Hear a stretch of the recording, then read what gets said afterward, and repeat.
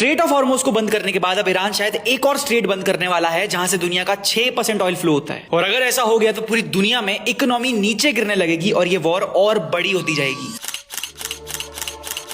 कुछ दिन पहले तक ट्रम्प कह रहे थे कि बाय हुक और बाय क्रुक वो स्ट्रेट ऑफ हॉर्मुज खोल के रहेंगे, पर अब एक यूएस सेनेटर क्रिस मर्फी ने मीटिंग अटेंड करके सबके सामने काफी फ्रस्ट्रेशन में रिवील कर दिया कि USA have no plans for strait of Hormuz. And Trump की फ्रस्ट्रेशन इस चीज से इतनी बढ़ चुकी है कि वो नेटो कंट्रीज को बोल रहे हैं कि देखो भाई, हॉर्मुज बंद होने से तुम लोगों को भी दिक्कत होगी, तो चुपचाप वॉर में आ जाओ। नेटो कंट्रीज सोच रही होंगी कि वॉर स्टार्ट करे यूएसए और अपने हाथ गंदे करे हम। इंडिया के लिए थोड़ी राहत है क्योंकि ईरान ने सीधा बोल दिया है कि यूएसए और उनके एलाइज को छोड़ के सबके लिए स्ट्रेट ऑफ हॉर्मुज पार्शियली खुलने वाला है। जो क्रूड ऑयल कुछ दिन पहले $80 पर बैरल में मिल रहा था, आज 100 क्रॉस कर गया है। एंड ईरान की पूरी कोशिश है इसे 200 तक पहुंचाने की, जिसके लिए अब ईरान यमन के हुतीस को बोल के यमन के पास मौजूद स्ट्रेट ऑफ बाब मंदा बंद करवाने वाला है, जहां से दुनिया का 6% ऑयल ट्रेड होता है। इससे यूएसए और उनकी एलाइज की दिक्कतें और बढ़ जाएंगी। यूएसए में इन्फ्लेशन ऑलरेडी स्पीड पकड़ रहा है एंड कुछ रिपोर्ट्स क्लेम कर रहे हैं कि यूएस मार्केट से $2 ट्रिलियन ऑलरेडी गायब हो चुके हैं। एंड अब ऐसे दिन आ गए हैं कि यूएसए को पता होने के बावजूद भी वो रशिया का फायदा करवा रहा है, जिससे धीरे धीरे रशिया का सारा यूक्रेन वॉर का लॉस कवर हो रहा है। एंड अब तुम लिख के ले लो, थोड़े दिनों में न्यूक्लियर वॉर की धमकियां स्टार्ट होने वाली है। फिलहाल न्यूक गिराने की बात थोड़ी डिल्यूजनल लग रही है, पर जिस स्पीड से ये वॉर एस्केलेट हो रहा है, एनीथिंग इज पॉसिबल। इंडिया के फॉरेक्स रिजर्व में भी भारी गिरावट आई है। नॉर्थ कोरिया भी एग्रेशन बढ़ाते जा रहा है। चाइना भी धीरे धीरे पिक्चर में आ रहा है। देश और दुनिया में बहुत कुछ होने वाला है और उन सारी घटनाओं की सबसे डिटेल इंफॉर्मेशन आपको मिलेगी सिर्फ और सिर्फ इंडिया इन लास्ट 24 आवर्स पे, क्योंकि ट्रेडिशनल मीडिया को खरीदा जा सकता है, हमें नहीं। We are here to raise the standards of Indian media in our own way. इसलिए कह रहा हूं, फॉलो कर दो इंडिया इन लास्ट 24 आवर्स को एंड अपने न्यूज पाने की क्वालिटी को आज ही अपग्रेड करो।